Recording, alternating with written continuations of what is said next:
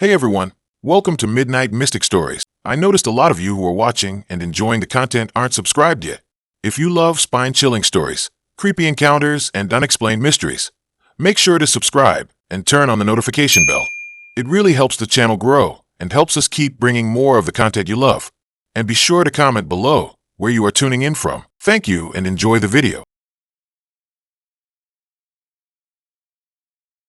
I thought dating apps were just a silly way to meet people.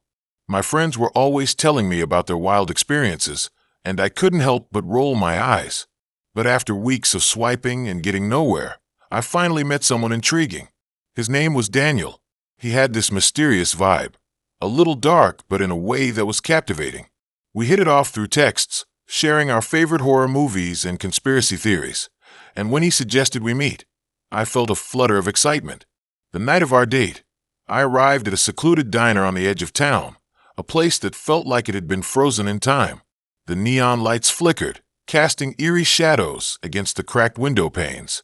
It was one of those diners where you could hear the distant sound of an old jukebox playing a haunting tune. I wasn't sure if I was in the right spot, but as I stepped inside, the smell of greasy fries and burnt coffee filled the air, making me feel strangely at home. Daniel was already there, sitting in a corner booth, his dark hair slightly tousled, his piercing blue eyes scanning the room. When he saw me, a smile broke across his face, and I felt a wave of relief. We started talking, and the conversation flowed easily. He had a way of drawing me in, making me forget the world outside. I noticed he had a penchant for the macabre, sharing tales of urban legends and unsolved mysteries that sent chills down my spine. But I was hooked. As the night wore on, the diner began to empty out, the clatter of dishes fading into silence. The waitress, an older woman with weary eyes, was giving us glances, as if she wanted to close up shop. I glanced outside and noticed the streetlights flickering, casting long shadows across the pavement. The atmosphere began to shift, and I felt a tinge of unease creeping in. But Daniel's voice was like a balm, soothing my worries. He leaned in closer, his voice dropping to a conspiratorial whisper as he shared a particularly creepy story about a ghost that haunted a nearby abandoned asylum. The way he spoke, his eyes glinting with excitement, made me forget my discomfort. But then he asked if I wanted to see it. I hesitated, glancing at my watch. It was getting late, and the thought of wandering around an abandoned asylum sent a bolt of fear through me. But there was something in his gaze, a mix of curiosity and intensity, that made me want to say yes. So I did. We drove in his old, rusted car, the engine sputtering as we made our way down a dark road lined with trees that loomed like silent sentinels. The moon hung high, casting an otherworldly glow over everything. As we approached the asylum, I felt a knot tightening in my stomach. The building loomed ahead, its windows shattered and walls covered in layers of peeling paint. It looked like something straight out of a horror movie, and for a moment, I thought about turning back. But Daniel was already stepping out of the car, his silhouette framed against the moonlight. He looked back at me, an encouraging smile on his face. I took a deep breath, gathered my courage, and followed him. Inside, the air was stale and thick with dust. The floorboards creaked under our weight, echoing in the silence. Daniel pulled out his phone, using the flashlight to illuminate the darkness. He led the way through dilapidated hallways, past rusted hospital beds and peeling wallpaper that whispered stories of the past. I felt a chill running down my spine, my heart racing with a mix of fear and thrill. He pointed out old medical charts and faded photographs, each one telling a story that felt heavy in the air. I tried to focus on his words, but my mind was racing with thoughts of what lurked in the shadows. It felt like we were trespassing on memories better left undisturbed. As we ventured deeper into the asylum, I started to feel a strange sensation, like we were not alone. I glanced over my shoulder, half expecting to see someone watching us. The hairs on the back of my neck stood on end, but Daniel seemed unfazed, lost in his own world of excitement. We reached a large room filled with broken furniture and shattered glass, and that's when I noticed the basement door slightly ajar. A dark void beckoned from below. Daniel's eyes lit up, and he suggested we explore. My instincts screamed to turn back, but I couldn't let fear control me.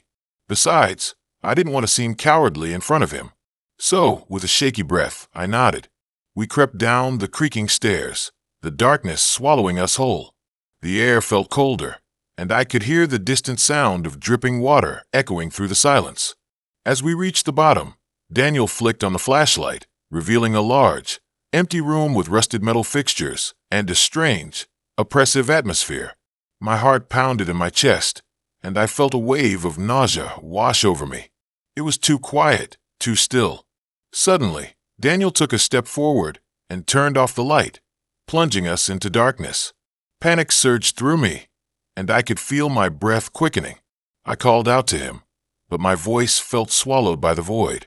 Just then, I heard a rustling sound behind me, and I felt a cold breeze brush past my skin.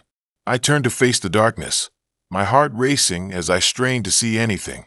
Then, a faint light flickered back on, and I saw Daniel standing there, his face illuminated with an unsettling grin. But something was off. His eyes didn't hold the same warmth they had before. They were cold, almost predatory. The atmosphere shifted, and I felt a wave of dread wash over me. I stepped back, my instinct screaming at me to run. But before I could move, he took a step closer, his smile widening. He whispered something, but I couldn't comprehend the words. They felt like they were meant for someone else. That's when I noticed the glint of something metallic in his hand. My heart sank as realization dawned on me. I was trapped in this dank basement with a man who wasn't who he appeared to be. I felt adrenaline surge through my veins, and I turned to flee, but the darkness seemed to close in around me. I stumbled and fell, my hands scraping against the cold concrete floor. As I scrambled to my feet, I glanced back at Daniel, who now stood completely still, that eerie smile frozen on his face. I ran blindly, pushing through the dark, desperate to find the stairs. My heart raced as I felt his presence behind me, the sound of his footsteps echoing in the hollow chamber. Finally, I spotted the staircase and bolted for it. I could hear him calling out, the words twisted and distorted, mocking me as I climbed. I burst through the door, the moonlight hitting my face like a baptism of relief. I dashed outside, the cool night air hitting me like a wave.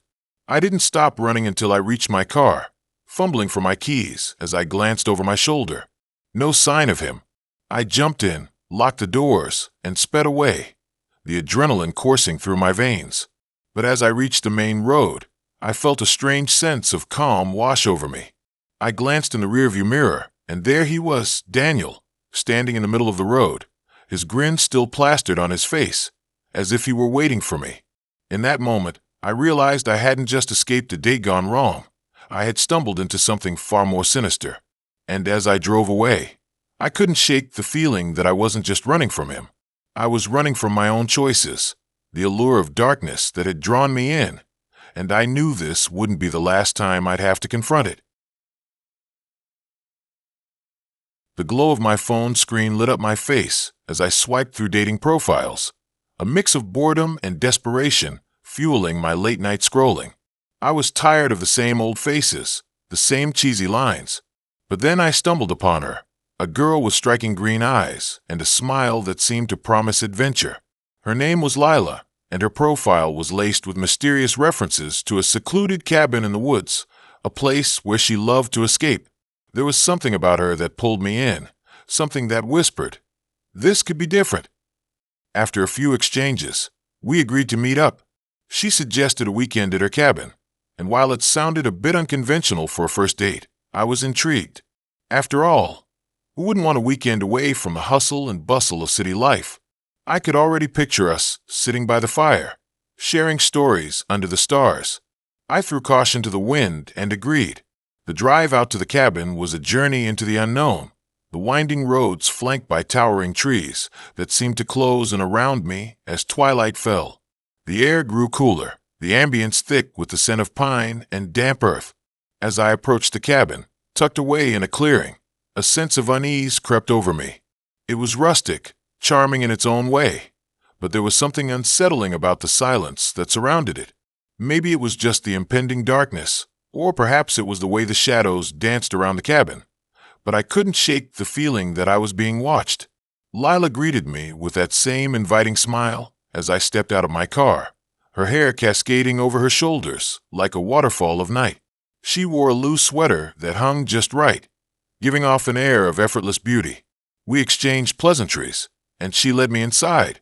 The cabin was cozy, filled with the warm glow of flickering candles and the scent of something sweet wafting from the kitchen. It was the kind of place you could get lost in, a comforting hug of wood and stone, but the atmosphere felt charged, as if something lay just beneath the surface, waiting to be unearthed. As we settled in, the conversation flowed effortlessly.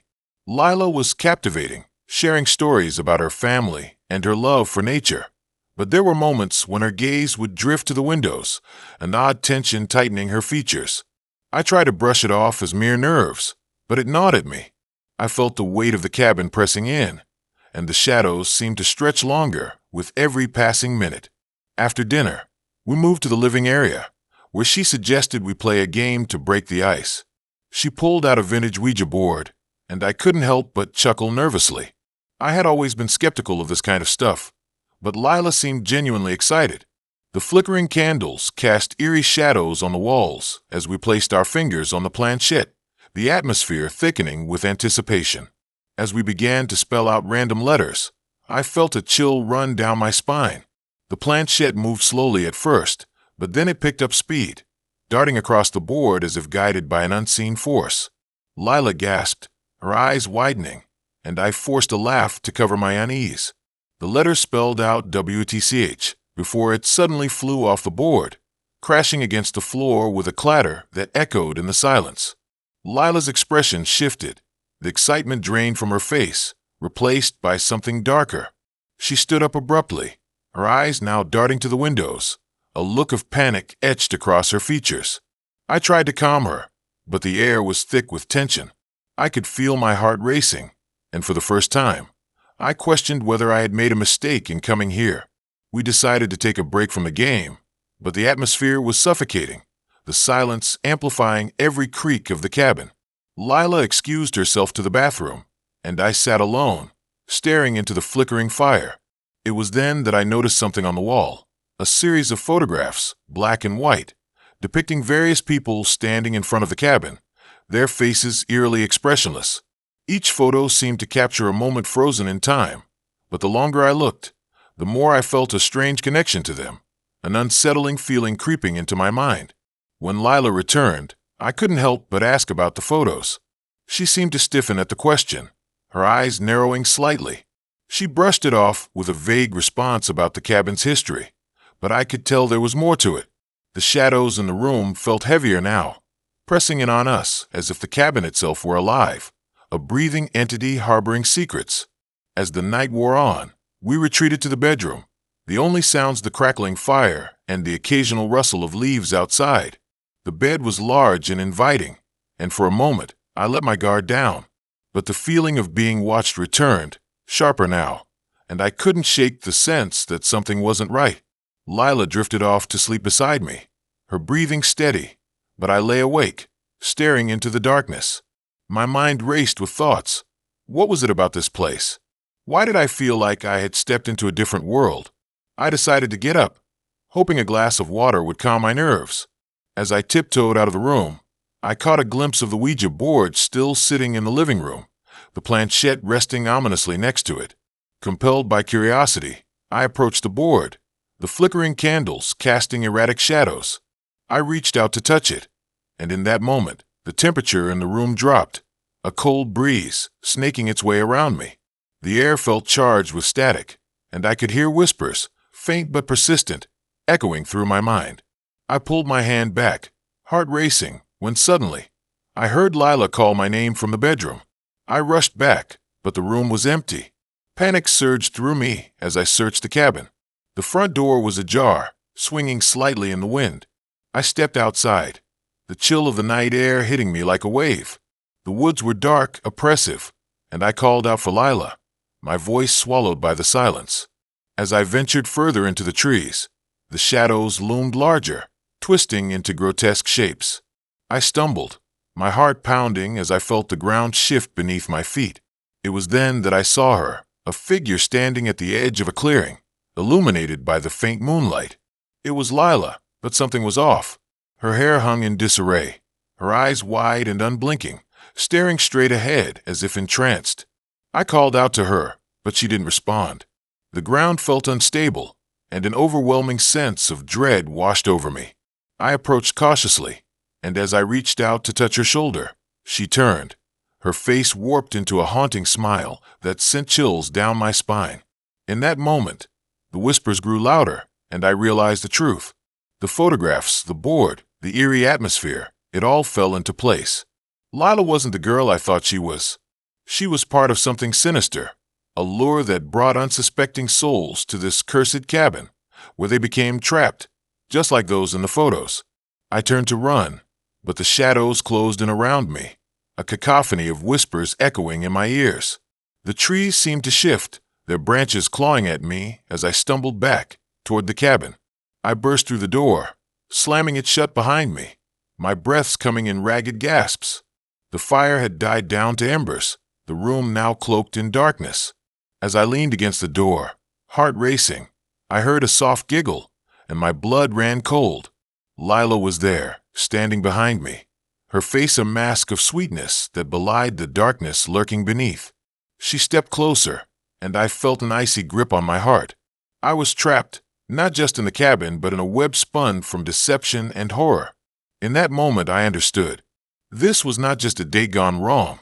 It was a trap, and I had walked right into it.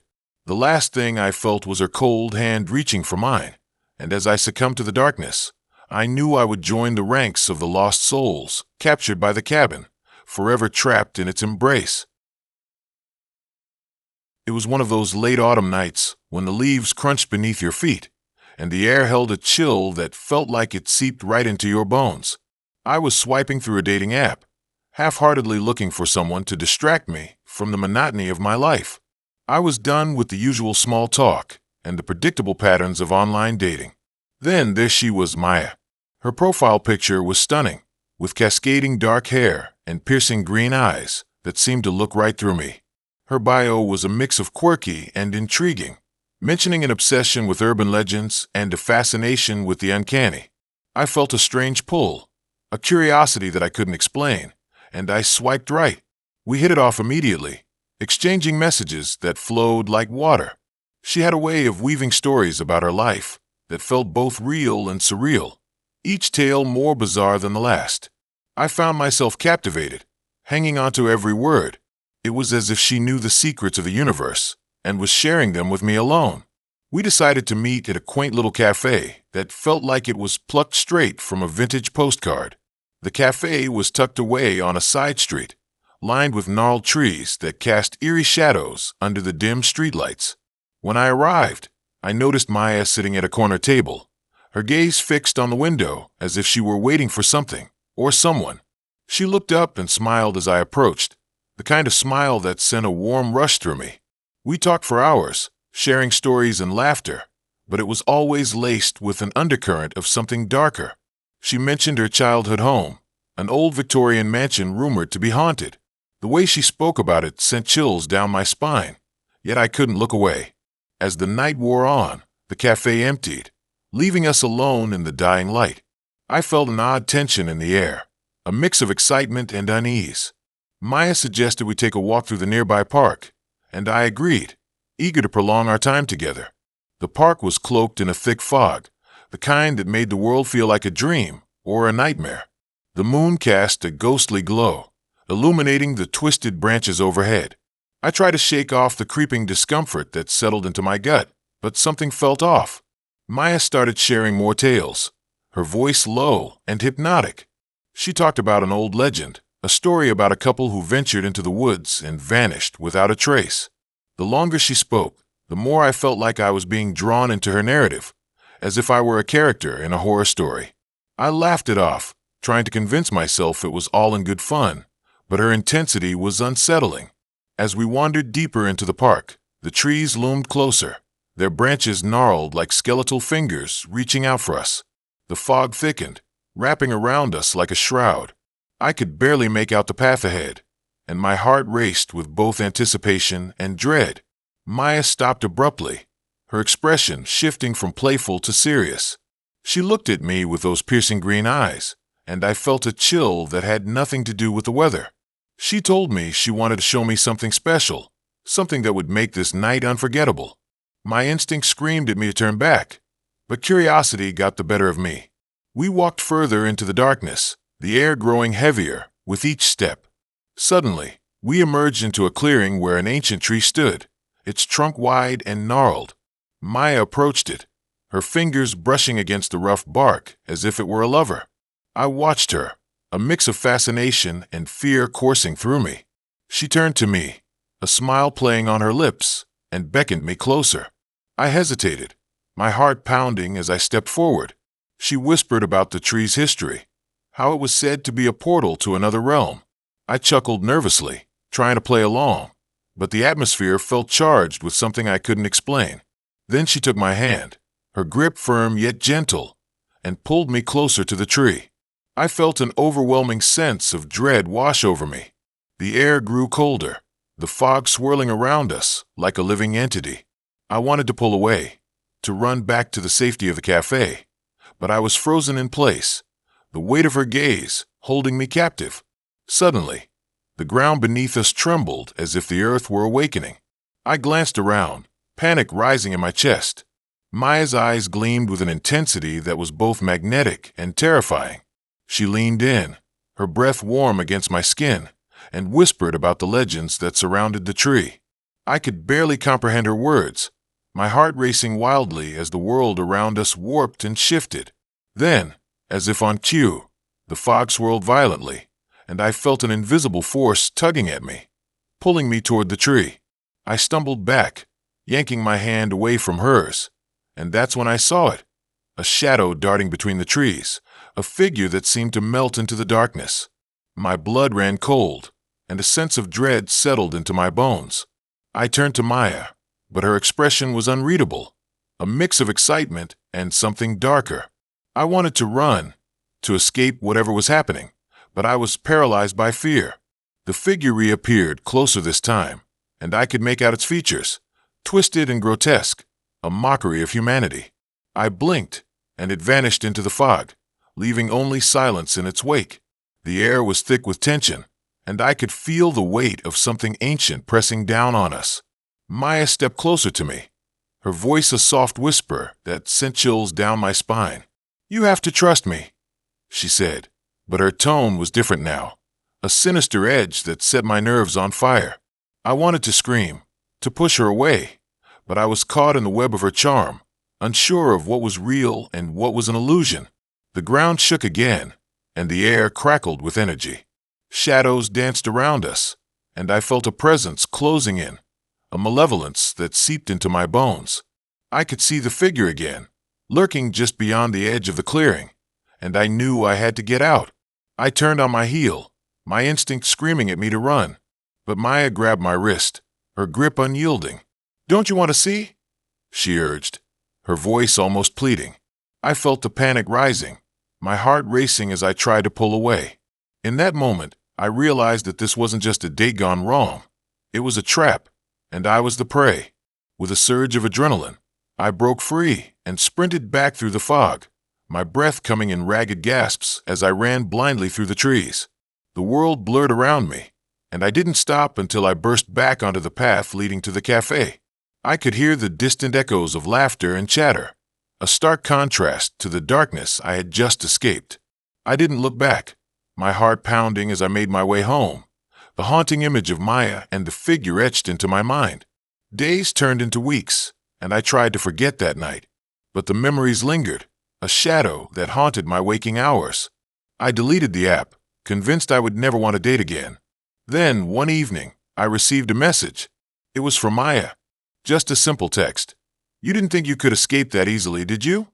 Chills ran down my spine as a sense of dread washed over me. It was then that I realized I hadn't just met someone that night.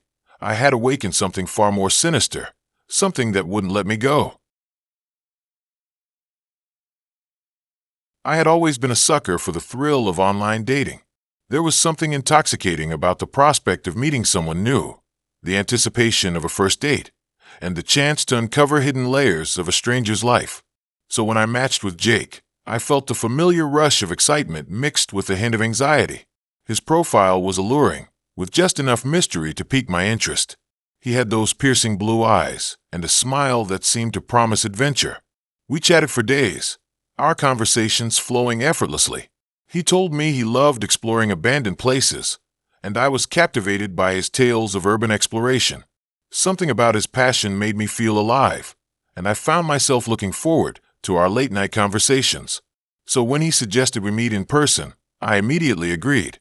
He proposed a spot that sent a thrill through me, an old, decaying amusement park on the outskirts of town.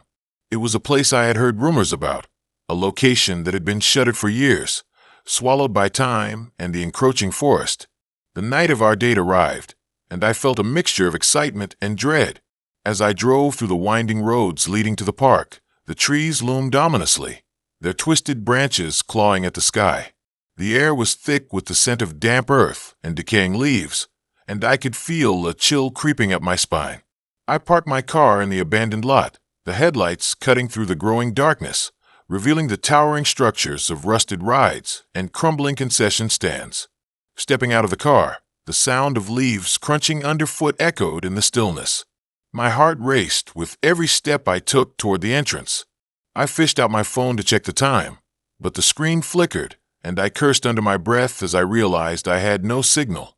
It was just me, the moonlight, and the eerie ambience of the forgotten park. I took a deep breath, reminding myself that I was here to meet Jake, to embrace the adventure he had promised. I wandered through the entrance, the gate creaking ominously as I pushed it open. The park was a ghost of its former self, with tall grass overtaking the pathways and vines snaking up the rusted rides. I could hear the faint sound of the wind whistling through the fractured structures, a haunting melody that sent shivers down my spine. Each step echoed my trepidation, and I couldn't shake the feeling that I was being watched. I found myself drawn to the Ferris wheel, its skeletal frame silhouetted against a moonlit sky.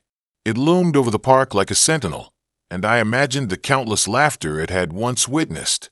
I stood there for a moment, lost in thought, when I felt a presence behind me. I turned, my heart racing, but it was only Jake. He stepped out of the shadows, his smile warm and inviting, completely at odds with the chilling atmosphere surrounding us. "Glad you made it," he said, his voice smooth like honey. I felt a wave of relief wash over me, and for a moment, the unease dissipated. We laughed and exchanged stories, the tension of the location melting away as we explored the park together. Jake was charming, and I found myself enthralled by his enthusiasm as he recounted tales of his previous explorations. But as we wandered deeper into the park, I couldn't shake the feeling that something was off. We reached an old funhouse, its mirrors cracked and covered in layers of dust. As we stepped inside, the air turned thick, heavy with an unsettling energy. The mirrors warped our reflections, twisting our faces into grotesque caricatures. I couldn't help but feel a sense of dread creeping back in, the thrill of the adventure overshadowed by an unease that settled in my gut. Jake seemed unfazed, laughing as he posed in front of the mirrors. I forced a chuckle, but my heart raced as I caught sight of something moving in the reflection. I turned, but there was nothing there, just the two of us and the oppressive silence of the funhouse. I tried to shake it off, but the feeling lingered, wrapping around me like a suffocating shroud. We exited the funhouse, and I suggested we head back to my car, but Jake insisted on checking out one last ride, the haunted house. I hesitated, but his enthusiasm was infectious, and I found myself agreeing. We stepped inside, the air cooler and darker than outside. The scent of mildew hung heavy, and I could hear the creaking of the floorboards beneath our feet. As we ventured deeper, I could feel the oppressive atmosphere closing in around us. The walls seemed to pulse with a life of their own, shadows dancing in the corners of my vision. I glanced at Jake, who appeared completely at ease, a stark contrast to my growing anxiety. We reached a room filled with animatronic figures, their eyes blinking in the dim light. I felt a chill run down my spine as I watched them, their frozen smiles eerily lifelike. Suddenly, the lights flickered, and the room was plunged into darkness. I felt Jake's hand gripping mine, and I squeezed it, trying to find comfort. But as the lights came back on, I glanced over and noticed he was staring at something behind me, his expression darkening. I turned, but there was nothing there, just the faint sounds of the amusement park outside. "Let's get out of here," I said, my voice shaky. But as we moved to leave, I realized Jake wasn't following. He stood frozen, his gaze locked on a corner of the room. I felt a wave of panic wash over me and reached for him, but he stepped back, a strange smile creeping onto his face. "Don't you see?" he said, his voice low and almost unrecognizable. "This is where it all begins." The darkness around us seemed to swell, and I felt an icy grip around my heart. Before I could respond, the animatronics began to whir to life, their mechanical movements jerky and unnatural. I turned to run, fear propelling me forward, but as I reached the exit, I felt a hand on my shoulder. I spun around, and it was Jake again, but his eyes were devoid of the warmth I had come to expect. "Why are you so scared?" he asked, his voice echoing in the confined space. I stumbled back, the realization crashing over me like a wave. The stories he told, the thrill of exploring, it was all a facade. This wasn't some innocent adventure. It was something darker, a twisted game he was orchestrating. I bolted past him, racing through the haunted house, the animatronics now pursuing me, their laughter mingling with the sound of my pounding heart. I burst through the door, the night air hitting me like a wave of clarity. I sprinted toward my car, my breath coming in ragged gasps. I could hear Jake's voice behind me, calling out, but I didn't look back. I fumbled with my keys, adrenaline flooding my system as I finally managed to unlock the door. I jumped in and slammed it shut, locking it with shaky hands. As I started the engine, I glanced in the rearview mirror, half expecting to see him standing there. But the park was empty, the shadows swallowing the rides whole. I drove away, the reality of the night sinking in. The thrill I had sought was replaced with a gnawing fear. Jake had been a stranger all along, and I had unwittingly walked into a trap. The twists and turns of the park faded behind me, but the chill of that night would stay with me forever, a haunting reminder of the darkness that lurks just beneath the surface of seemingly innocent adventures. I stumbled across her profile on a dating app late one night, half-heartedly swiping through faces and bios that all blurred together in a digital haze. Her name was Clara, and her smile pierced through the usual monotony of online dating. She had that kind of charm that seemed genuine, the kind that made you think, maybe this time it'll be different. Her interests were a hodgepodge of art, horror movies, and late-night coffee runs. Something clicked, and before I knew it, I found myself sending a message, my heart racing with a mix of hope and anxiety. The next day, she replied. We chatted for hours, sharing stories and laughing over the ridiculousness of some of our past dates. There was an odd comfort in our conversation, as if we'd known each other forever. Clara had this knack for making everything sound intriguing, even the mundane details of her life. I felt drawn to her, eager to explore this connection. After a week of texting, we finally decided to meet.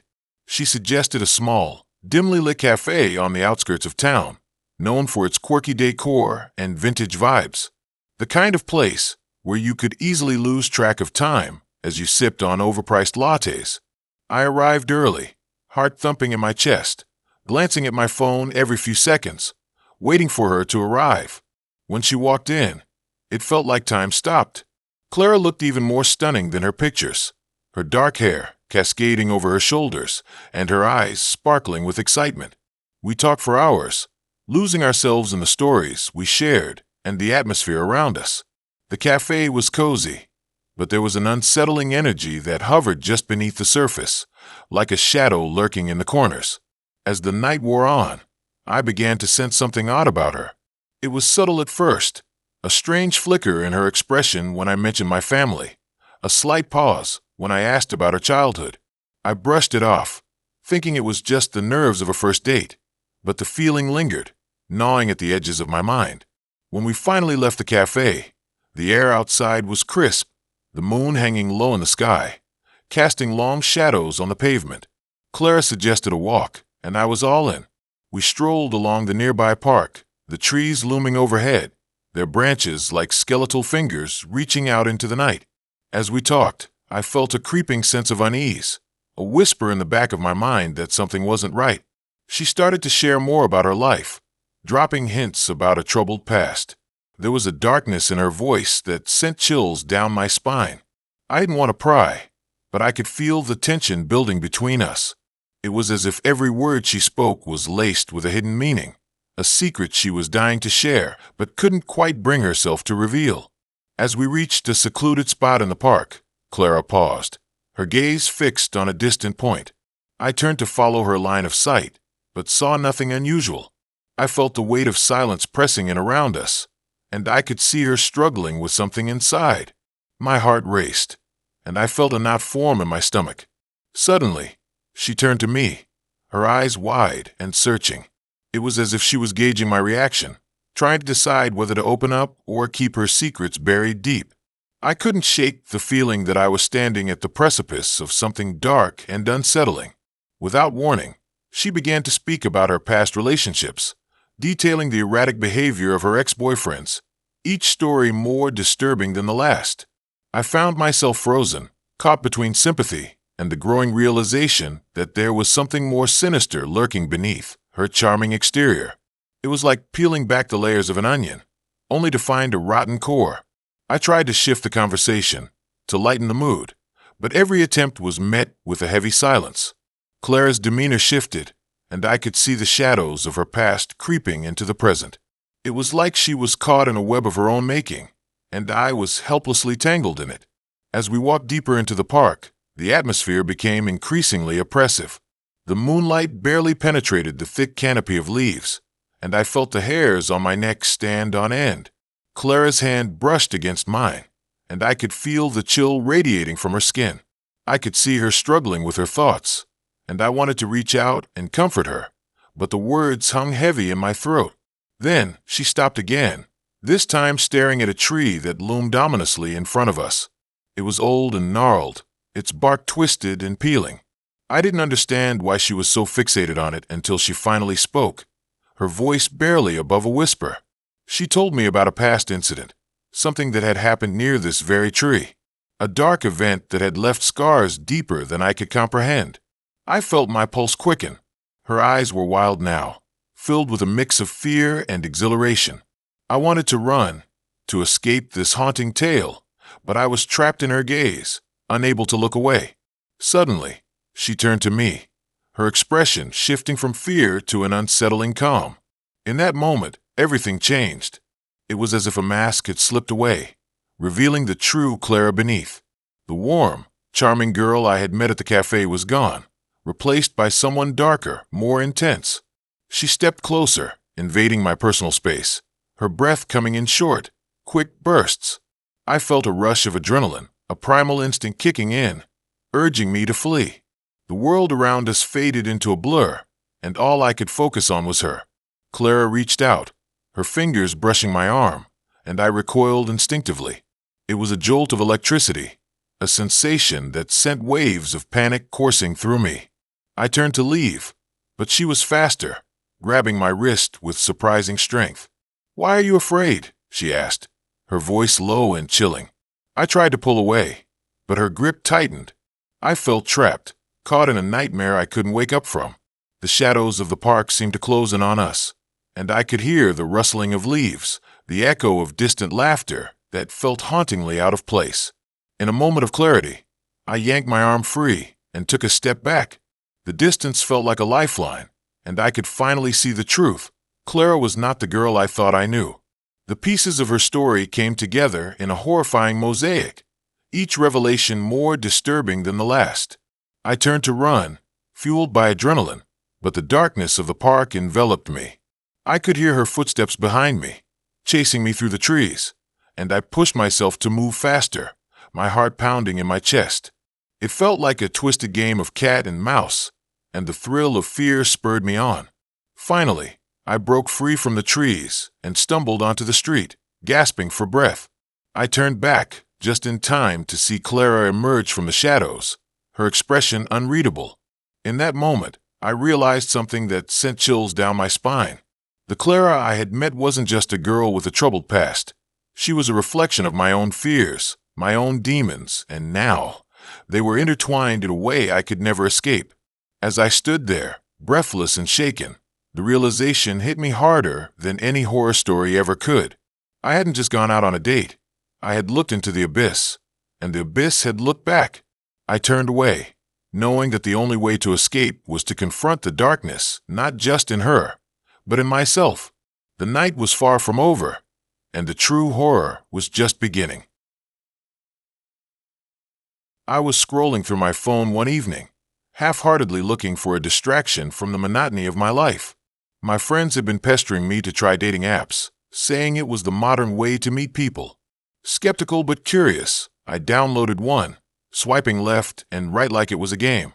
After an hour of mediocre profiles and cheesy bios, I stumbled upon one that caught my eye. His name was Alex, and his profile was a mix of mystery and charm. He had a smirk in every photo, an inviting gaze that made it hard to look away. We matched almost instantly, and after a few messages, the conversation flowed effortlessly. He was funny and intriguing, sharing quirky anecdotes about his life that made me laugh. He mentioned he was into hiking and photography, which piqued my interest. I loved nature, and the idea of going on an adventure sounded appealing. The plan was simple. We'd meet at a secluded spot in the woods, a hidden gem he claimed was perfect for breathtaking views and spontaneous picnics. The day arrived, and I was a bundle of nerves and excitement. I pulled into a small parking lot, surrounded by towering trees, their leaves whispering in the wind as if they had secrets to share. The air was fresh, tinged with the earthy scent of damp soil and pine. I grabbed my backpack, filled with snacks and water, and ventured down the narrow trail he had described. As I walked deeper into the woods, I couldn't shake off the feeling of being watched. It was a strange unease, like eyes lurking just beyond the trees. I brushed it off as paranoia, convincing myself it was just the isolation playing tricks on my mind. After a while, I stumbled upon a clearing, the sun pouring through the branches, illuminating a picturesque spot by a small, bubbling creek. I set my things down, my heart racing with anticipation. I had expected him to be waiting for me, but the area was empty. I took a moment to enjoy the beauty around me, the babbling water creating a soothing melody. The longer I waited, though, the more anxious I became. I checked my phone. No messages. I decided to give him a few more minutes before heading back. Time stretched on, and the serene atmosphere began to feel heavy. I glanced around, half expecting him to step out from behind a tree, laughter in his eyes, ready to surprise me. Instead, silence enveloped me like a thick fog.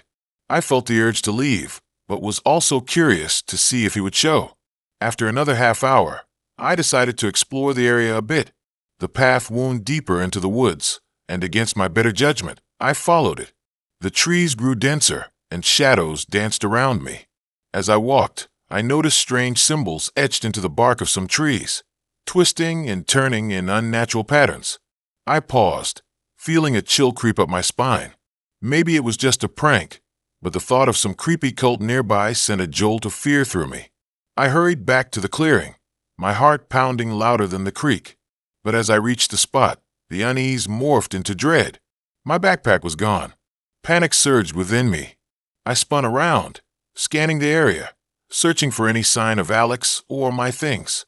Nothing. Just the trees standing tall, their branches like skeletal fingers reaching out. I pulled out my phone again, but there was no signal. Great. I was alone in the middle of nowhere, and my date had vanished without a trace. I took a deep breath, trying to gather my thoughts. Maybe it was a prank gone too far, but I couldn't shake the feeling that something was off. I knew I had to leave, to get back to my car.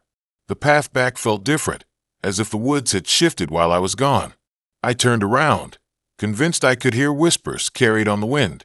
The leaves rustled, and shadows seemed to stretch and contort. I picked up my pace, my heart racing with every step. Suddenly, I tripped over a root and fell, scraping my palms against the rough ground. As I pushed myself up, I noticed something glinting in the dirt. I reached for it, pulling out a small, silver locket. It was exquisite but tarnished, the kind of thing you'd find in an antique shop. I opened it, revealing two pictures inside, one of a woman and the other of a boy, both smiling. I felt a strange connection to the locket, like it was a piece of a puzzle I didn't understand. I shoved it into my pocket, determined to keep moving. The path twisted and turned, and just when I thought I would burst out of the woods, I stumbled upon a small, dilapidated cabin. It was eerie, sitting there among the trees, as if it had been abandoned for years. Curiosity piqued again. I approached cautiously, the door creaking ominously as I pushed it open. Inside, the air was thick with dust and decay. Old furniture was strewn about haphazardly, and cobwebs hung like curtains in the corners. I stepped further in, my heart thudding in my chest. There was something unsettling about the place, as if it held the echoes of long-forgotten conversations. I noticed photos on the walls, faded images of families, their smiles frozen in time. A chill crept over me as I recognized one of the women. It was the same woman from the locket. Before I could process the implications, I heard a noise outside, a rustle followed by footsteps. My heart raced as I ducked behind a tattered couch, my breath hitching in my throat. The door creaked open, and a figure stepped inside. My blood ran cold as I recognized Alex. He was different now, his charming smile replaced by a vacant stare. He walked in slowly, surveying the room with an unsettling calm. I barely breathed, too afraid to move. He reached into his pocket and pulled out a small knife, twirling it absent-mindedly. My heart pounded, and I fought the urge to scream. The sound of the blade glinting in the dim light echoed in my ears. Why was he here? What was happening? I could feel the weight of the locket in my pocket, a reminder of the twisted connection I now had with him. As he turned his back to me, I saw my chance. I bolted for the door, adrenaline surging through my veins. I stumbled outside, the cool air hitting me like a slap. I didn't stop running until I reached my car, fumbling to unlock it. I glanced back, but Alex didn't follow. I drove away, my hand shaking on the wheel. The locket lay heavy in my pocket, a reminder of the horror I had just escaped. But as I pulled onto the main road, I glanced in the rearview mirror, and my stomach dropped. In the reflection, Alex stood at the edge of the woods, watching me drive away, a smile creeping across his face. The locket felt like a chain around my neck, binding me to a past I didn't understand. I had escaped, but the chilling truth hit me like a tidal wave. This was just the beginning. I was scrolling through my phone, half-heartedly looking for a date, when I stumbled upon a profile that caught my eye. There was something about the way he smiled, a crooked grin that hinted at mischief. His bio was simple yet intriguing, mentioning a love for horror movies and late-night adventures. It felt like fate had dropped him into my lap, and I couldn't resist swiping right. The moment we matched, my heart raced with anticipation. We exchanged messages that flowed easily, filled with laughter and flirtation. He had a way with words that pulled me in, making me feel like I was the only one in the world that mattered. After a week of chatting, we decided to meet. He suggested a secluded cabin in the woods, claiming it was a perfect spot for a weekend escape. I hesitated. It sounded a bit too much like a horror movie plot. But then again, I was drawn to the thrill. Who doesn't like a little adrenaline rush on a first date? The drive out to the cabin felt surreal. Tall pines loomed over the narrow road, their branches swaying like skeletal fingers.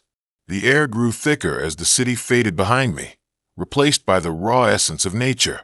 I was both excited and nervous, the thought of being alone with him in a remote setting sending tingles down my spine. When I finally pulled into the gravel driveway, my breath caught in my throat. The cabin was old, wooden, with a creaky porch that seemed to whisper secrets of the past. He was waiting for me outside, leaning against the doorframe with that same crooked grin. There was something magnetic about him, drawing me closer. We exchanged pleasantries, his charm wrapping around me like a warm blanket. Inside, the cabin was cozy but dim, lit only by the flickering flames in the fireplace. I felt a wave of comfort wash over me, but a nagging feeling tugged at the back of my mind. As we settled in, we shared stories, laughter echoing off the wooden walls. He poured us glasses of red wine, and I could feel the tension easing between us. The horror movie theme came up, and he suggested we watch something scary. I agreed, a rush of exhilaration coursing through me. He set up the old projector, the screen flickering to life, with eerie shadows dancing in the corners of the room. The movie was a classic slasher, the kind that made my heart race and palms sweat. As the characters on screen faced their demise, I found myself clutching the arm of the couch, eyes glued to the screen. He leaned closer, whispering commentary that was both amusing and unsettling. The atmosphere grew thick with suspense, each jump scare making me jump in my seat. I was lost in the moment, completely absorbed in the thrill of it all. But as the movie progressed, a strange tension settled between us. With every scream from the characters on screen, I felt his gaze linger on me, more intense than the film itself. I tried to brush it off, telling myself it was just the ambience of the horror flick.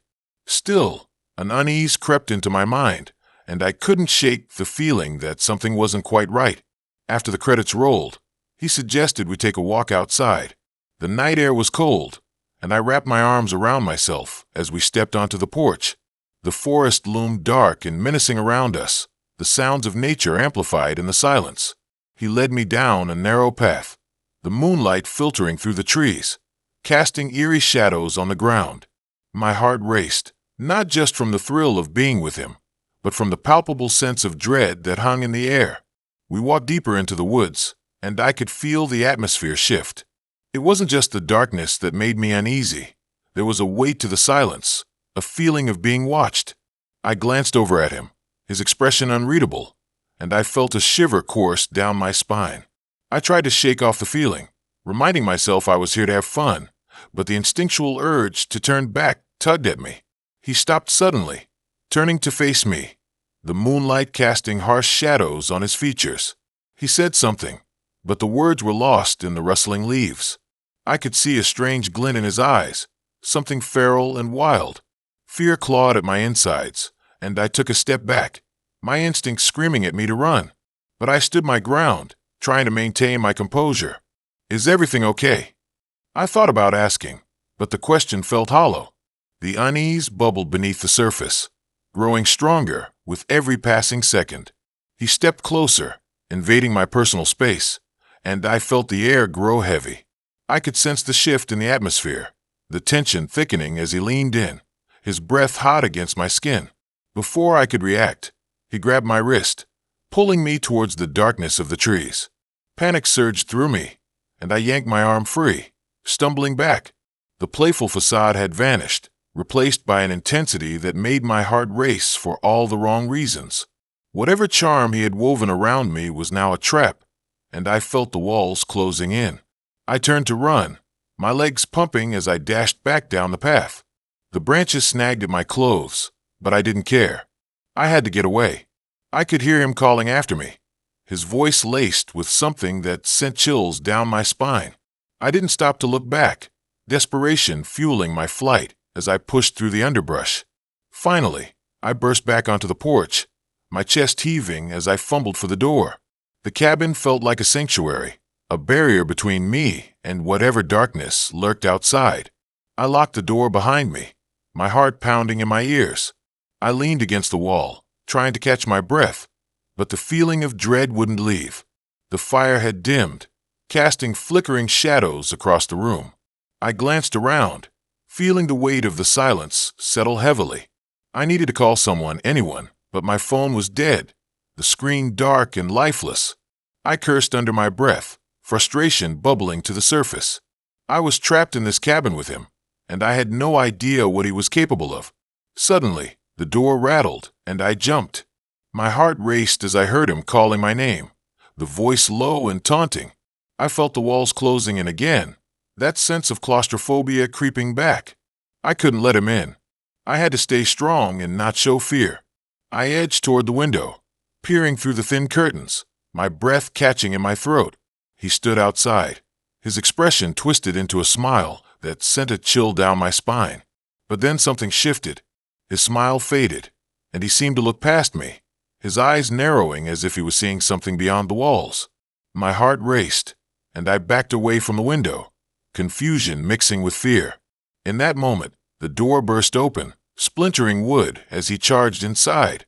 I stumbled backward, but as I turned to flee, I caught sight of something strange in his hand, a small, glimmering object. It was a key, But not just any key. It was an ornate, ancient-looking thing that seemed to pulse with a life of its own. Before I could process what was happening, the lights flickered and went out, plunging the cabin into darkness. I could hear his breathing, heavy and erratic, close behind me. Panic surged as I fumbled my way through the pitch-black room, searching for an escape. I felt the cold metal of the key graze my skin as he reached out, but I twisted away, adrenaline fueling my escape. I burst through the back door, stumbling into the night, the cool air hitting my face like a splash of cold water. I ran, not looking back, my feet pounding against the ground, the forest swallowing me whole. I didn't stop until I reached my car, heart racing, hands trembling as I fumbled for my keys. But as I turned the ignition, the engine sputtered and died. I pounded the steering wheel in frustration, panic rising. I glanced in the rearview mirror, and my blood ran cold. He was standing there, illuminated by the moonlight, a shadowy figure watching me with that same twisted smile. He raised the key in his hand, and in that moment, I realized what he had done. He hadn't just taken me to the cabin to scare me. He wanted to trap me there forever. As I sat frozen in my seat, the gravity of his intentions hit me like a freight train. I was just another victim in his twisted game, and the realization was more terrifying than any horror movie I'd ever seen. I swiped left on 100 profiles that day, convinced that true love was just a click away. And yet, all I found were a bunch of people who looked like they were auditioning for a reality show about bad decisions. But then I stumbled upon her profile. Her name was Lila, and she had this wild, untamed look in her eyes that made my heart race. Her bio was short, a mix of poetry and sarcasm, and it drew me in like I was a moth to a flame.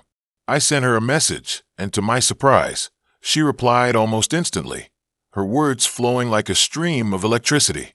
We chatted for hours, sharing everything from our favorite movies to our darkest fears. There was something about her that felt different, almost magnetic. Eventually, we decided to meet up. She suggested a quaint little cafe tucked away in the corner of a neighborhood I barely recognized.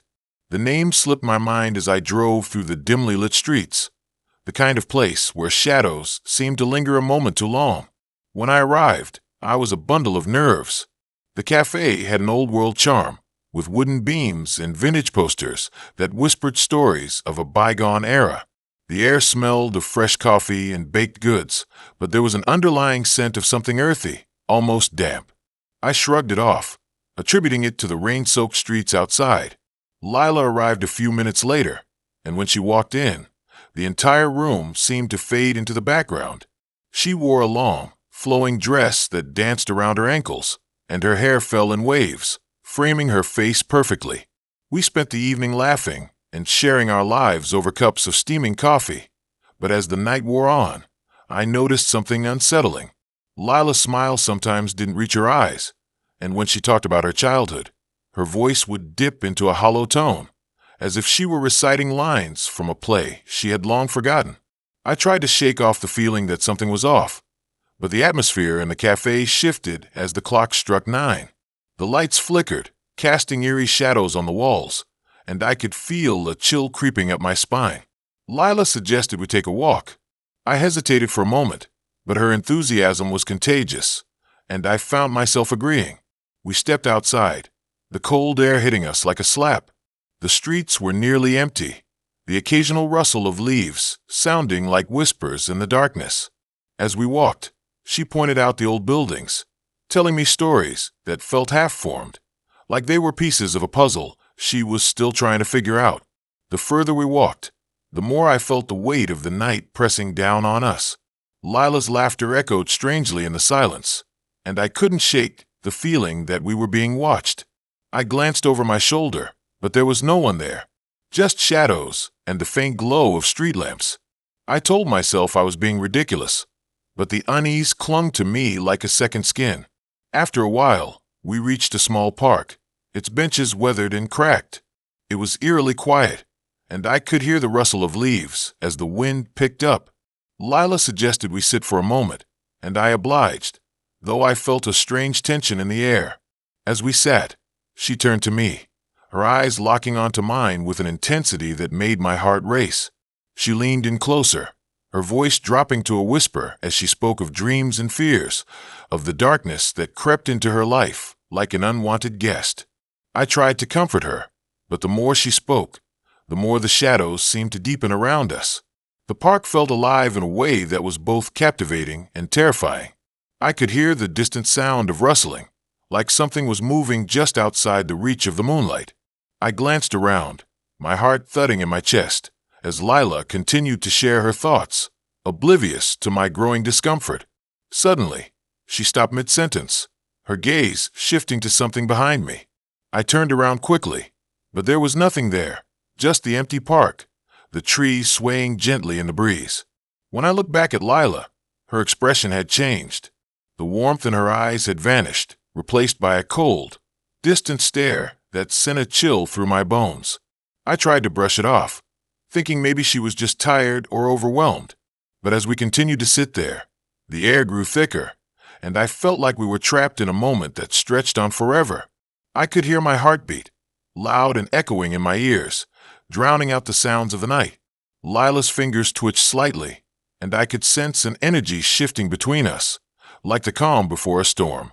I suggested we head back, but she shook her head, her voice low and almost melodic as she told me about the things she feared the most.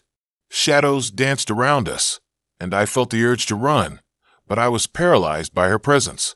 It was as if she had cast a spell over me, binding me to the spot. Suddenly, she leaned even closer, her breath cold against my skin, and whispered something I couldn't quite catch. My mind raced, trying to decipher her words, when out of nowhere, a loud crash echoed through the park. I whipped around, my heart racing as I scanned the area, but still, there was nothing, just darkness, an endless void that seemed to swallow the light. When I turned back to Lila, she was gone, just vanished. I felt a rush of panic flooding through me. I called her name, but the only response was the rustling of the trees. My instincts kicked in, and I bolted from the bench, searching for her. The park felt like a labyrinth, the paths twisting and turning into shadowy corners that made my skin crawl. I ran, calling out for her, but there was no answer.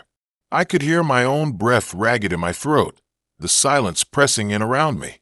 It was as if the park had swallowed her whole, and I was left alone, lost in a nightmare that felt all too real. Just as I was about to lose hope, I spotted a flicker of movement near the edge of the park. My heart leaped. I rushed toward it, only to find a figure standing by a tree, their back turned to me. I called out, my voice trembling with fear and desperation. The figure turned slowly, and my blood ran cold. It wasn't Lila.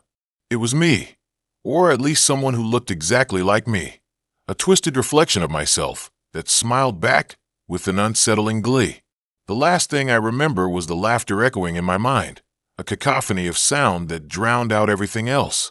My vision blurred, and I felt myself being pulled into the darkness, where the boundaries of reality and nightmare began to blur. And just like that, I was gone, swallowed by the shadow of a girl I thought I had met, but who was never really there. I thought I knew what I was doing when I swiped right on Jason's profile. He had this grin that looked like he just won the lottery, and his bio was a clever mix of charm and humor. Adventure seeker, coffee addict, and professional taco connoisseur. It read. It was refreshing, really. So many profiles were bland or just plain weird. But Jason, he stood out. We matched, exchanged a few texts, and before I knew it, we were setting up a date. We decided to meet at a local diner, one of those retro places with checkered floors and booths that look straight out of a 1950s movie. I pulled up just as the sun began to dip below the horizon, casting long shadows that danced across the pavement. The diner had a flickering neon sign that buzzed like a swarm of flies. I felt that familiar flutter of nerves in my stomach as I stepped inside, the scent of fried food and old vinyl hitting me like a wave. I spotted him in a corner booth, his face illuminated by the soft glow of a nearby table lamp. He looked even better in person, tall, with tousled hair and those deep blue eyes that seemed to hold secrets. As I made my way over, I couldn't shake the feeling that something was off. It was just a gut instinct, but it lingered like an unwelcome guest. We talked and laughed, the conversation flowing easily at first. He had these stories that made my heart race, like the time he went skydiving and almost forgot to pull the chute. But as the minutes passed, I noticed little things. How he shifted in his seat, the way his eyes darted around the room like he was looking for something. I brushed it off as first-aid jitters, but the feeling nagged at me. By the time we finished our meals, the diner was starting to empty out. The waitress, a middle-aged woman with a weary smile, cleared our plates and gave Jason a lingering look. I caught it just as he turned back to me, and for a split second, I felt a chill running down my spine. He suggested we go for a walk, and I hesitated. It was dark outside, and the streets were eerily quiet, but there was something magnetic about him, and I couldn't help but agree. We stepped out into the cool night air, the sounds of the diner fading behind us. As we walked, Jason pointed out the stars, cracking jokes about constellations, but I kept glancing at him, trying to figure out if it was just my imagination or if there was something more sinister lurking beneath his charming facade. He seemed to know a little too much about me, as if he had been digging through my social media before our date. I quickly changed the subject, asking about his family, but he deflected the question like a pro. The streets became quieter, the only sounds being our footsteps echoing against the pavement and the distant rustle of leaves. I felt an uncomfortable tension building, a pressure in the air that made my skin prickle. Jason seemed to notice my shift in energy, and he leaned in closer, his voice dropping to a conspiratorial whisper. I couldn't make out his words, but the way he spoke sent a shiver through me. We turned down a side street that led to a small park. The moonlight filtered through the trees, casting long shadows on the ground. I could see the outline of a bench ahead, and Jason suggested we sit for a moment. Against my better judgment, I agreed. As we settled down, I tried to shake the anxiety bubbling inside me. He started talking again, but this time his words felt heavy, charged with an intensity that made me uncomfortable. He spoke about his childhood, how he had grown up in a small town where everyone knew everyone, but there was something in his tone, a darkness that made me question his every word. I could sense a shift in him, a strange energy that crackled in the air. Suddenly, he paused, his expression turning serious. He leaned closer, his eyes locked onto mine. The world around us faded into a blur, and I felt trapped in his gaze. It was as if he was searching for something, digging deep into my soul. My heart raced as I fought the urge to look away. Then he dropped a bombshell. He confessed that he had been watching me for a while, long before we matched on the app. My stomach twisted as the realization hit me like a punch to the gut. He knew my routine, my favorite coffee shop, even the times I went for my evening runs. Panic surged through me, and I felt the weight of his words pressing down, suffocating me. I tried to laugh it off, thinking it was some sort of twisted joke, but the laughter caught in my throat. His expression didn't change. He was dead serious. He leaned back, a satisfied smirk creeping onto his face as he observed my reaction. I wanted to run, to flee from this nightmare, but my legs felt like lead. The park was silent except for the distant rustle of leaves and the eerie chirping of crickets. I glanced around, searching for an escape, but the shadows seemed to close in, wrapping around me like a cocoon. I shifted on the bench, my heart pounding in my chest as I considered my options. Jason continued talking, recounting details of my life that only someone who had been watching closely could know. I could barely breathe, the air thick with tension. What had I gotten myself into? Just as I thought things couldn't get any worse, he shifted again, this time leaning toward me with a manic glint in his eyes. He spoke about how he had been waiting for the perfect moment to reveal himself, how he had been planning everything meticulously. The thrill in his voice sent chills down my spine. In an instant, I was back in the diner, recalling the way he had looked at the waitress earlier, the way he shifted in his seat, as if he were waiting for something. I felt a wave of nausea wash over me as my thoughts raced. Was this all part of a sick game? I needed to get out. I stood up abruptly, my heart racing as I prepared to bolt. But before I could move, he grabbed my wrist, his grip like iron. I felt the fear clawing at my throat, and I looked into his eyes, searching for any hint of the man I had met just hours before. There was nothing there, just darkness. In that moment, everything shifted. I broke free from his hold, adrenaline kicking in as I sprinted down the dimly lit path. The park blurred around me, my breath coming in ragged gasps as I ran for my life. I could hear him calling after me, but I didn't look back. I just focused on putting one foot in front of the other, the pounding of my heart drowning out everything else. I burst onto the main street, the familiar sights of the diner flooding my vision. It felt like a safe haven, a place where I could lose myself in the crowd. I dashed inside, the bell above the door jingling as I stumbled in. The waitress looked up, her expression turning to confusion as she saw the panic etched across my face. I turned around, half expecting to see Jason right behind me, but he was gone. The diner felt like a sanctuary, and for a moment, I let out a shaky breath. I had escaped, but just as the adrenaline started to wear off, I felt a chill run down my spine.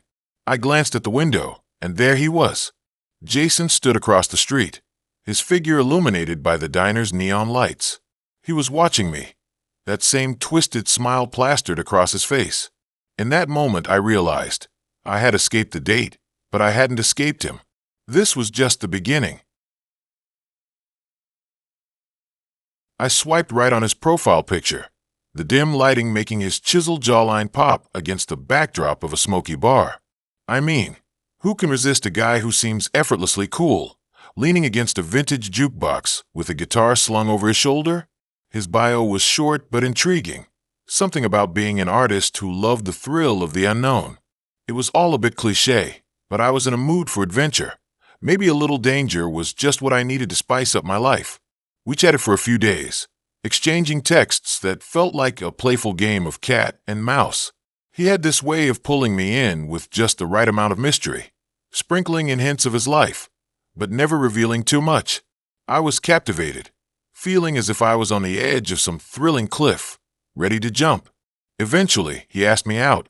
I could hardly contain my excitement as I agreed to meet at a local art gallery that had recently gained a reputation for being a little quirky, and maybe just a tad creepy. The night of our date, I dressed carefully, wanting to look effortlessly charming without trying too hard. I slipped into a vintage sundress that hugged my curves just right, paired with a denim jacket. The air was crisp, the kind that sent goosebumps dancing across my skin as I walked to the gallery. I could see the glowing lights spilling onto the sidewalk, casting eerie shadows that flickered like whispers of secrets. As I stepped inside, the atmosphere shifted.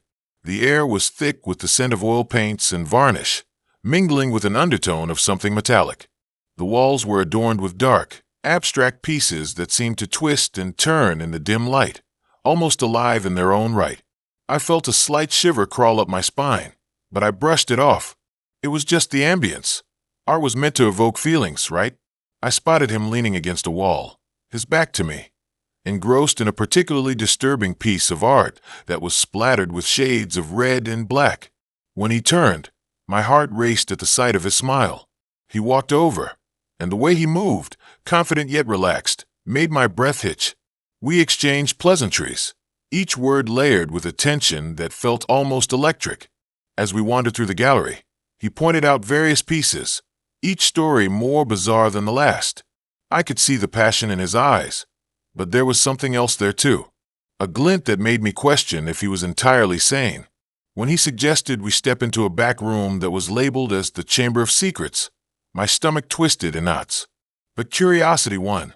After all, I was here for an adventure. The room was small, barely illuminated by a single flickering bulb. The walls were lined with strange artifacts, broken mirrors, rusted tools, and paintings that felt like they were watching us. I felt a chill wash over me, and suddenly, I was hyper-aware of the sound of our footsteps echoing in the silence. My heart raced as he moved closer, brushing his fingers against the edge of a cracked mirror. He started talking about each piece, weaving stories that danced between the bizarre and the terrifying.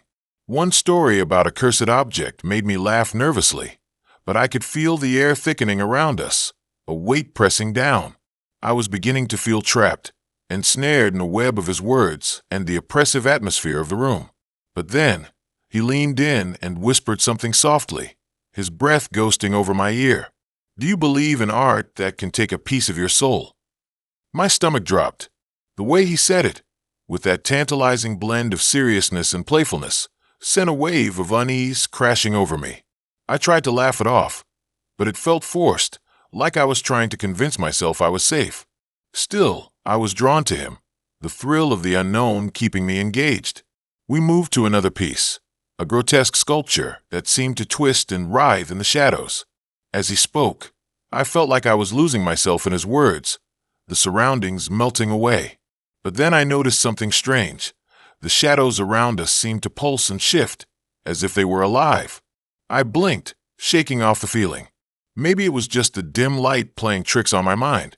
I glanced at him, and for a fleeting moment, I saw something dark flicker in his eyes, something that made my heart race for all the wrong reasons.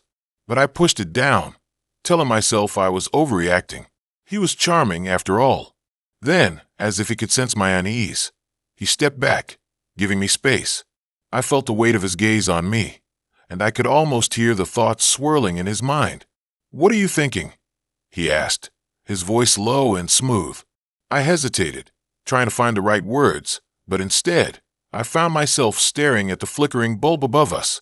It buzzed ominously, a reminder of the growing tension in the air. Suddenly, I was overwhelmed by an urge to leave. I made an excuse about needing fresh air and stepped back into the main gallery, desperate to escape the suffocating atmosphere. I thought he would follow, but he lingered a moment too long in the shadows. I took a breath, shaking off the chill that clung to me, and moved toward the exit. But as I reached for the door, I felt a coldness sweep over me. The gallery was silent, the music from the front fading into a distant memory. I turned back, scanning the room for him, but he was nowhere to be found. Panic surged through me, and my heart raced as I called out his name, my voice echoing in the emptiness. There was no response. I rushed back into the Chamber of Secrets, but the room was empty, the artifacts looming like silent sentinels. My mind raced. Had he left me? Was this some kind of sick joke? I felt the walls closing in, the shadows creeping closer, and I turned to dash back to the main gallery. That's when I saw it, a reflection in the cracked mirror. It wasn't just my face staring back at me. Behind me, I caught a glimpse of him, his eyes dark and predatory, a twisted smile stretching across his face. My breath hitched as I stumbled back, the realization crashing over me like a tidal wave. This wasn't just a date, it was a trap. In a blind panic, I sprinted toward the exit, my heart pounding like a drum in my chest. I could hear footsteps behind me, the sound growing louder, closer. I burst through the front door, the cool night air hitting me like a splash of cold water. I ran down the street, not daring to look back, the shadows of the gallery fading behind me. But as I reached the corner, I turned to catch my breath. The street was empty, the only sound my own ragged gasps. I felt a rush of relief. Maybe I had escaped. But that relief was short-lived as I caught sight of a figure down the street, standing under a flickering street lamp. It was him, just standing there, his smile eerie and unsettling. In that moment, I realized the truth. He wasn't just an artist, he was a predator, and I had walked straight into his gallery of horrors. I thought I was done with online dating. After a string of awkward encounters and guys who just didn't seem to get the hint, I had sworn off swiping.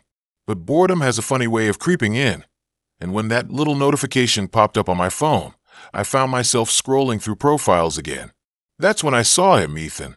He had this killer smile and an adventurous vibe in his pictures, hiking, biking, and even surfing. It felt like he was living life to the fullest, and I was intrigued. We matched, and the conversation flowed. We talked about everything, our favorite movies, travel plans, and our mutual love for coffee. Ethan had a way with words that made me feel special, and soon enough, we'd agreed to meet up. He suggested a quaint little cafe on the outskirts of town, one I'd never been to before. The place had an old-world charm, with wooden beams and mismatched furniture that looked like it had stories of its own. The day arrived, and I was a bundle of nerves. As I walked up to the cafe, I could feel my heart racing, a mix of excitement and that familiar anxiety that comes with meeting someone new. Ethan was already there, standing by the entrance, his grin wide as I approached. He was even more handsome in person, with tousled hair and sparkling green eyes that seemed to pierce right through me. Our conversation picked up where it had left off online. He was charming, funny, and just the right amount of mysterious. I found myself leaning in closer as he spoke, feeling a connection that I hadn't felt in a long time. We spent hours there, sipping coffee and laughing, and I felt like I was floating on air. As the sun began to set, he suggested we take a walk to a nearby park. The park was beautiful, with trees casting long shadows and the faint sounds of laughter from other couples nearby. We walked side by side, our fingers brushing occasionally, sending jolts of electricity through me. The atmosphere felt electric, and I was so caught up in the moment that I barely noticed the chill in the air. As we walked deeper into the park, the lights began to fade, and it felt like we were the only two people in the world. Ethan suggested we sit on a bench, and I agreed, my heart racing in anticipation. He turned to me, and for a moment, it felt like the world around us disappeared. But just as I was about to lean in for a kiss, something shifted. Ethan's demeanor changed. He grew quiet, and an unsettling tension hung in the air. I could see something flicker in his eyes, like a shadow crossing over his face. My stomach dropped. Maybe I had misread the signals. I tried to play it cool, laughing off the sudden awkwardness, but I could feel the shift, and it made my skin crawl. "Are you okay?" I asked, trying to break the silence. He nodded, but I could tell it was forced. There was something lurking beneath the surface, something dark. The way he looked at me felt different now. Intense, almost as if he was trying to see right through me. I felt the hairs on the back of my neck stand up. The park seemed to close in around us. The laughter from earlier had faded into an eerie silence. I tried to shake off the feeling of dread creeping up on me, but it clung to me like a shadow. Ethan leaned closer, and I could see the tension in his jaw. It was like he was battling with something inside himself. Before I could process what was happening, he stood up abruptly and walked a few steps away, running his hands through his hair. My heart raced as I watched him. Was he okay? Did I say something wrong? "Ethan," I called softly, but he didn't respond. Instead, he stood there, staring into the distance, lost in thought. I felt a rush of anxiety wash over me, and I stood up, approaching him cautiously. "Ethan, what's wrong?" I asked again, trying to keep my voice steady. He turned to me, and for a split second, I saw a flicker of something dark in his eyes, something that sent a chill down my spine. "You have to go," he said, his voice low and urgent. "Go? Why?" I felt my heart drop. "Just trust me, please." The panic began to swell in my chest. I didn't understand what was happening. I glanced around the park, and for the first time, I noticed how isolated we were. The shadows seemed to stretch longer, and the trees loomed overhead like sentinels. "Ethan, I don't want to leave." "What's going on?" He shook his head, a pained expression crossing his face. "You have to go. It's not safe here." My instincts kicked in, and I felt a rush of adrenaline. I took a step back, trying to gauge his reaction. "What are you talking about?" Suddenly, his expression shifted again, and I could see a flicker of desperation in his eyes. "They're coming. You need to get out of here now." I didn't wait for another second. I turned and ran, my heart pounding in my chest. I could hear footsteps behind me, but when I glanced back, Ethan was standing still, watching me with a look of fear and regret. I sprinted through the park, my mind racing. What was happening? Who was coming? Panic coursed through me, and I didn't stop until I reached the safety of my car. My hands shook as I fumbled for my keys, finally managing to unlock the door and slip inside. I locked the doors and took a deep breath, trying to calm my racing heart. I glanced around, half expecting to see someone lurking in the shadows, but the park seemed empty. The only sound was the distant rustle of leaves in the wind. I tried to convince myself it was just my imagination running wild. As I drove away, I couldn't shake the feeling that I was being watched. The streetlights flickered past me, casting eerie shadows on the road. I thought about Ethan and the way he had looked at me, the urgency in his voice. Days passed, and I couldn't stop thinking about that night. I tried to rationalize it, but the unease lingered. I decided to look him up, hoping to make sense of it all. When I found his profile, my heart sank. There were no recent posts, and the last photo he had shared was from over a year ago. I dug deeper, scrolling through old comments and likes until I stumbled upon a news article. The headline made my blood run cold. Local man found dead in park under mysterious circumstances. I felt my stomach drop as I read the details. Ethan had been reported missing for months before his body was discovered, found in the very park where we had met. The date of his death matched the day we had gone out. Suddenly, everything clicked into place. The urgency in his voice, the way he looked at me. It was as if he had known something terrible was about to happen. I felt a chill run down my spine as I realized the truth. It wasn't just a bad date, it was a warning. Feeling sick, I closed my laptop and leaned back in my chair, my heart racing. I had thought I was just meeting a guy for coffee, but in reality, I had stepped into something far darker. Ethan hadn't just been a charming stranger. He had been a ghost, trying to protect me from the fate that had claimed him. I had never been one for online dating, but after watching my friends get swept away in whirlwind romances, I thought, why not? A friend recommended a new app that supposedly matched you based on your psychological profile. I was skeptical but intrigued. After a few swipes, I found his profile, Jake.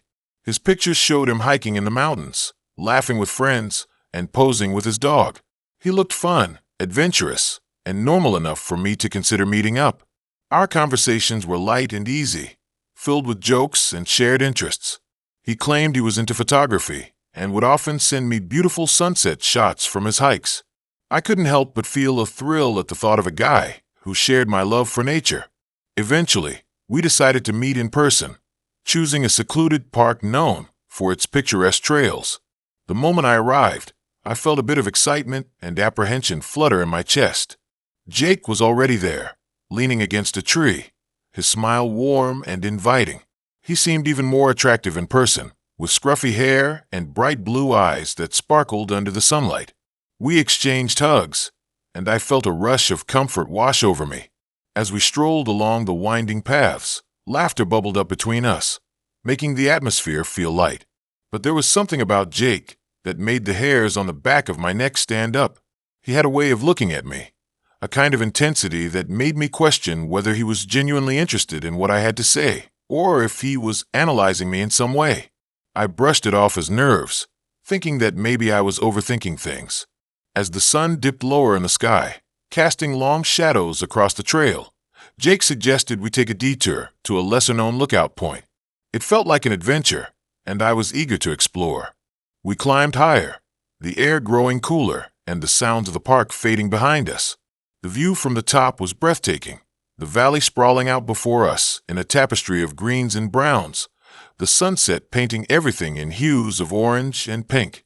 But as I took it all in, I felt an odd unease creeping again. Jake had fallen silent, standing a few feet away, his back turned to me. When I turned to look at him, I found him staring off into the distance, his expression unreadable. My heart raced as I inched closer, trying to gauge what was happening in his mind. He eventually turned to me, and I noticed something strange about his gaze.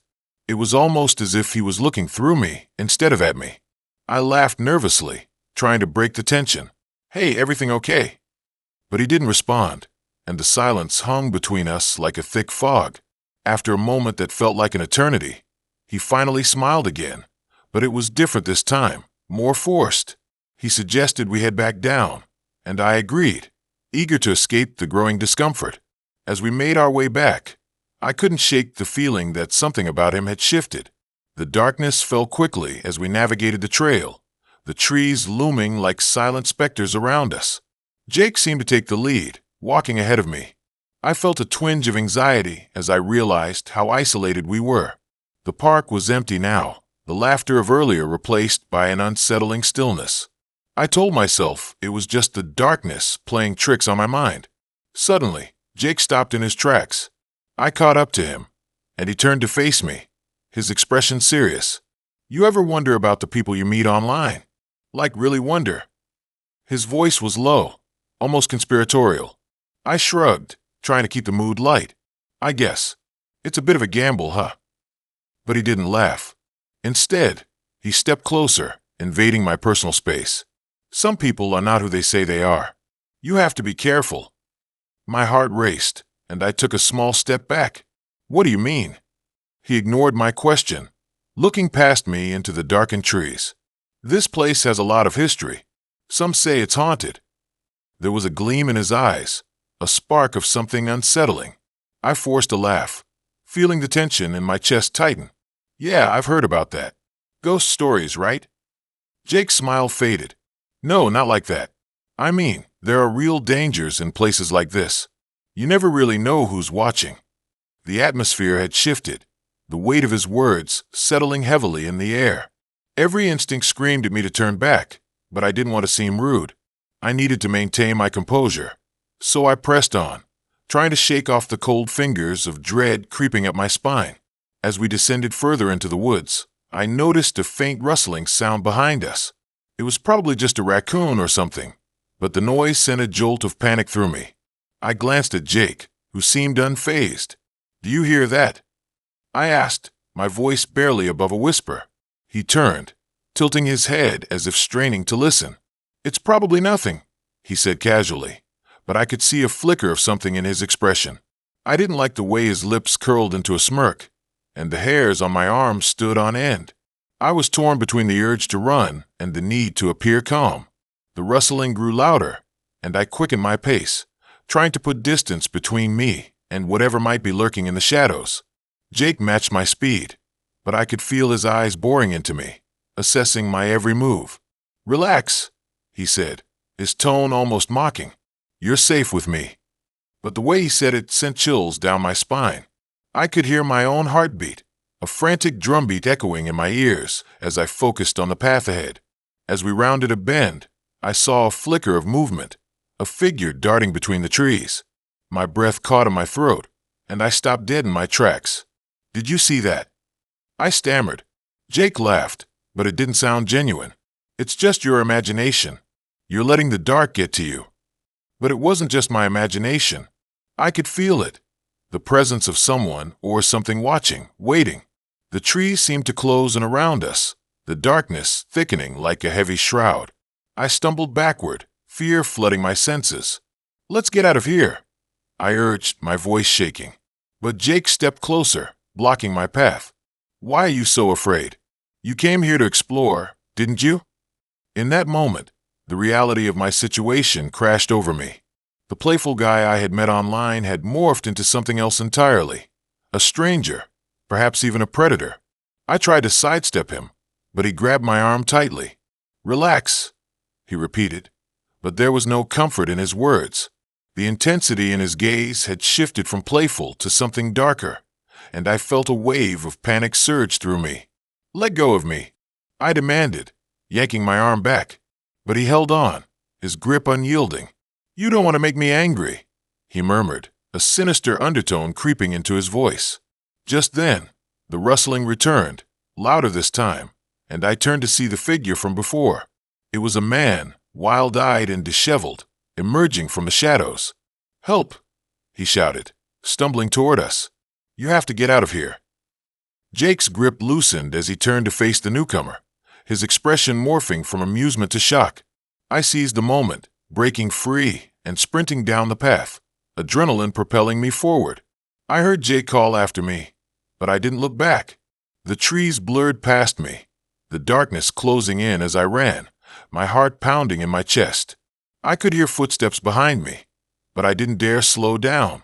The man's warning echoed in my mind, fueling my fear. Finally, I burst out of the woods and into the open space of the park. I spotted my car in the distance and sprinted toward it, fumbling with my keys as I reached the driver's side.